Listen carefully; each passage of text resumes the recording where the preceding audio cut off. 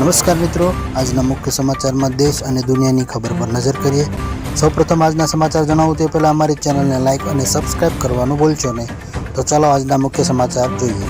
તો હાલ ગુજરાત ઉપર તોળાઈ રહ્યું છે વાવાઝોડાનું સંકટ। અરબ સાગર અને બંગાળની ખાડીમાં સિસ્ટમ સક્રિય થઈ છે।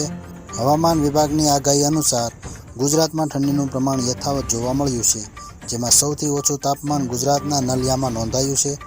જો કે આગામી 7 દિવસ સુધી ઠંડીનું પ્રમાણ યથાવત રહે તેવી પણ હવામાન વિભાગ દ્વારા આગાહી કરવામાં આવી છે।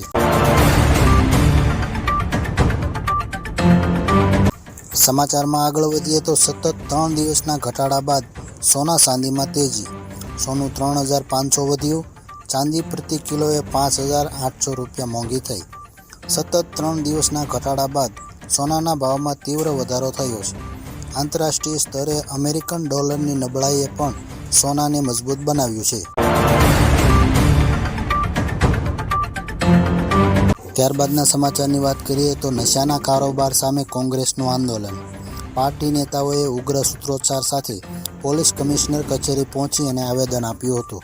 સુરતમાં આજે કોંગ્રેસ દ્વારા સુરત પોલીસ કમિશનરને આવેદનપત્ર આપવામાં આવ્યું હતું।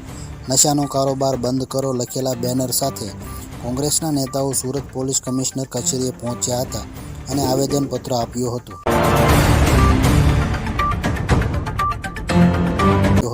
ત્યારબાદના સમાચારની મિત્રો વાત કરીએ તો ભાજપ ધારાસભ્ય કુમાર કાનાણીનો વધુ એક લેટર બોમ્બ। ઓવરબ્રિજ નીચે ગેરકાયદેસર પાર્કિંગની આડમાં અફીણ ગાંજાના વેચાણનો ઘટસ્ફોટ। શહેરના વરાછા રોડ વિસ્તારમાં આવેલા ઓવરબ્રિજની નીચે અને વલ્લભાચાર્ય રોડ પરના ડિવાઈડરની વચ્ચે વર્ષોથી ચાલી રહેલા ગેરકાયદેસર વસવાટ, દબાણ અને 2 નંબરી ધંધાઓ મામલે વરાછાના ધારાસભ્ય કુમાર કાનાણીએ સખત વલણ અપનાવ્યું છે। તેમણે આ ગંભીર સમસ્યાના કાયમી નિરાકરણ માટે સુરત મહાનગરપાલિકા કમિશનર અને સુરત પોલીસ કમિશનરને સંયુક્ત રીતે સંકલન કરીને તાત્કાલિક કાર્યવાહી કરવા માટે આકરો પત્ર લખ્યો છે। ત્યારબાદના સમાચારની મિત્રો વાત કરીએ તો પીએમ મોદી ગોવામાં દુનિયાની સૌથી ઊંચી રામની પ્રતિમાનું અનાવરણ કરશે। પીએમ મોદી 28 નવેમ્બરના રોજ ગોવાની મુલાકાતે છે। તેઓ કેનકોનામાં આવેલા શ્રી સંસ્થાન ગોકર્ણ પરતાગલી જીવોત્તમ મઠમાં ભગવાન રામની 77 ફૂટ ઊંચી પ્રતિમાનું અનાવરણ કરશે। આ મઠ પોતાની 550મી વર્ષગાંઠ મનાવી રહ્યું છે। આ અવસર પર ભગવાન રામની આ વિશાળ પ્રતિમા સ્થાપિત કરવામાં આવી રહી છે। મઠની વર્ષગાંઠની ઉજવણી માટે 24 નવેમ્બરથી 31 ડિસેમ્બર સુધી ખાસ કાર્યક્રમો ચાલુ રહેશે। આ સમયગાળા દરમિયાન ભજન, કીર્તન અને ખાસ પૂજાનું આયોજન કરવામાં આવશે।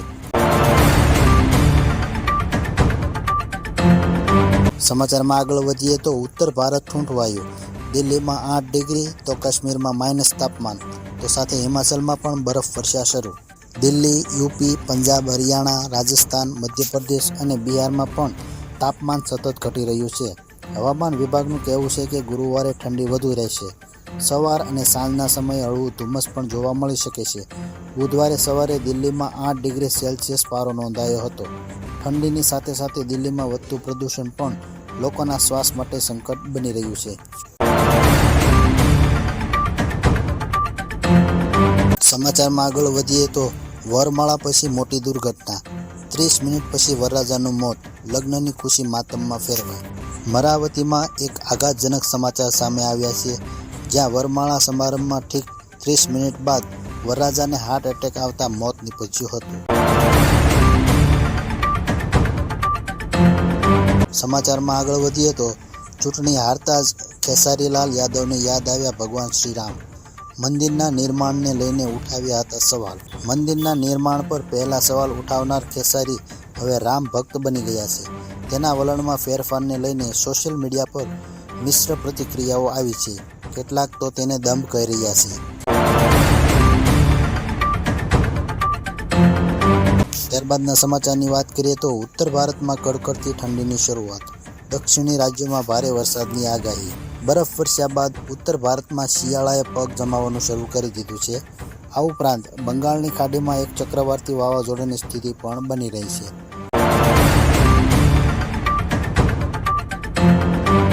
આગળના સમાચારની વાત કરીએ તો થાઇલેન્ડમાં વરસાદે 300 વર્ષનો રેકોર્ડ તોડ્યો।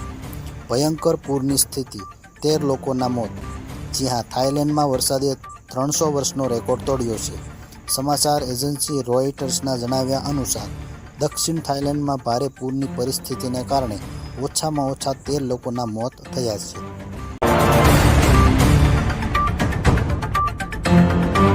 ત્યારબાદના સમાચારની વાત કરીએ તો બાવળા બગોદરા હાઈવે પર બોલેરો અને ટ્રક વચ્ચે અકસ્માત, કેટરિંગના કામ અર્થે જતા 4ના મોત। બનાવની પ્રાપ્ત વિગત અનુસાર બાવળા બગોદરા હાઈવે પર રામનગર નજીક ચાની કીટલી પાસે આજે વહેલી સવારે 4:30 વાગ્યાની આસપાસ અકસ્માતનો બનાવ બન્યો હતો। ત્યારબાદના સમાચારની વાત કરીએ તો 2 દિવસમાં 120 કરોડના 100 મકાન, 4 ધાર્મિક દબાણ દૂર કરાયા। જી હા, ભાવનગરમાં નવાપરા બાદ ફૂલસરમાં મેગા ડિમોલેશન, કુલ 19,500 ચોરસ મીટરથી વધુ જગ્યા ખાલી કરાઈ। ભાવનગર મહાનગરપાલિકા દ્વારા છેલ્લા ઘણા સમયથી ગેરકાયદે દબાણો સામે તવાઈ બોલાવવામાં આવી રહી છે, જ્યાં અકવાડા મદરેસા બાદ ગઈકાલે 26 નવેમ્બરે નવાપરા કબ્રસ્તાન પાસે દબાણો દૂર કરાયા બાદ આજે ફૂલસરમાં મેગા ડિમોલેશન હાથ ધરવામાં આવ્યું હતું। સમાચારમાં આગળ વધીએ તો ગુજરાતમાં હાઈવે માટે કેન્દ્ર સરકાર 20 કરોડ આપશે।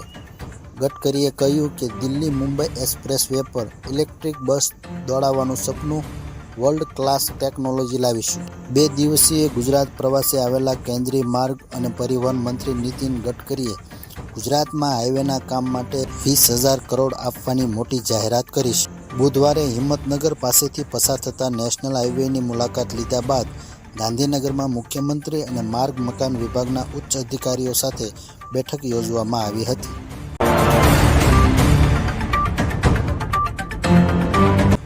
ત્યારબાદના સમાચાર જોઈએ તો રાજ્યમાં સામાન્ય ઠંડીનો અનુભવ, આગામી દિવસોમાં ઠંડીનો જોર વધશે।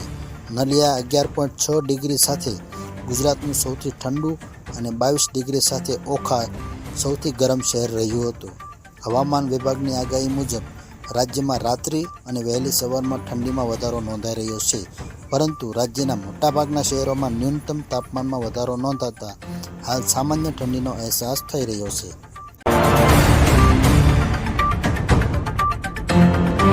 સમાચારમાં આગળ વધીએ તો T20 વર્લ્ડ કપ 2026નું શેડ્યુલ જાહેર।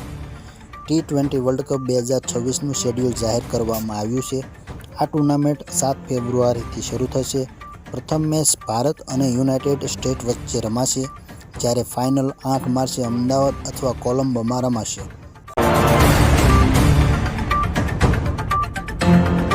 સમાચારમાં આગળ વધીએ તો આસામમાં બીજા લગ્ન કરવા પર થશે 10 વર્ષની જેલની સજા, વિધાનસભામાં બિલ પસાર, સીએમ શર્માએ કહ્યું આ ઇસ્લામ વિરુદ્ધ નથી। આસામ વિધાનસભાએ બહુપત્નીત્વ પર પ્રતિબંધ લગાવવા માટે એક બિલ ગુરુવારના રોજ પસાર કર્યો। આ કાયદા હેઠળ જો કોઈ એવું કરે છે તો તેનો ગુનો ગણવામાં આવશે। કેટલાક અપવાદોને છોડીને તેના માટે વધુમાં વધુ 10 વર્ષની કેદ થઈ શકે છે, સાથે જ પીડિતને 1.40 લાખ રૂપિયા વળતર આપવાની પણ જોગવાઈ છે।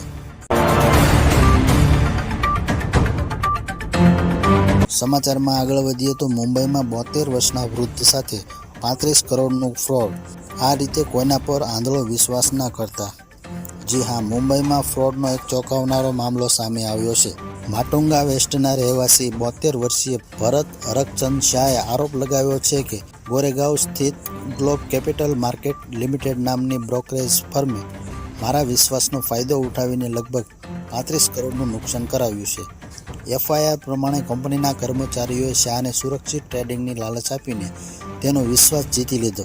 પછી 4 વર્ષ સુધી તેમના અને તેમની પત્નીના ડીમેટ ખાતાઓમાં તેમની જાણ વગર કરોડો રૂપિયાના વ્યવહારો થતા રહ્યા।